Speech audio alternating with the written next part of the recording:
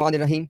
My dear common Ahmadis, a charge was phrased against me, and 15 minutes were spent to face that charge. Then I was presenting a reference and I was quoting things out of context. I was hiding things. I was trying to deceive the people.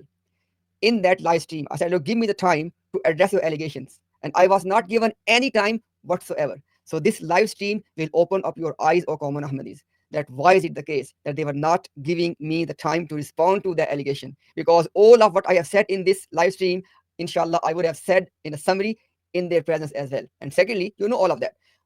I could have recorded the video, but I was sitting live on purpose. That if somebody wants to come and confront us and challenge us, you're more than welcome. And I just thought that let me make it clear once and for all for the common Ahmadis that who is the deceiver and who's trying to hide the things.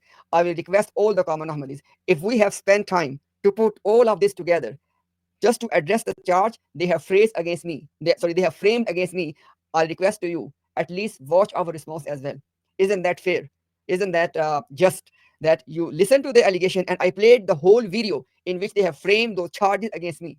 And then I have given my response. Oh, common Ahmadis, you decide that who's the deceiver. You decide who was trying to hide the thing. And especially focus on four things. Number one, why is it when Murabbi Rahil Ahmad Sahib was asked this question that why Umar, may Allah be pleased with him, was not a prophet? And Rahil Sahib was reading from the same book, from the same page, from the same passage, from the same line, but he was hiding the actual answer given by Mirza Sahib. And the answer was because the door of the prophethood has been closed. That's why Umar was not a prophet. End of story. But he was hiding this information. And secondly, the second case study I gave of that another official Murabbi of the Jamaat, and he was trying to misquote an author just to prove his point that when Ahmadi says that Nauzubillah, somebody else will come as Isa ibn Maryam, they have some backing from the historical Islamic scholarship. And please watch all of those examples. And last but not the least, guess what?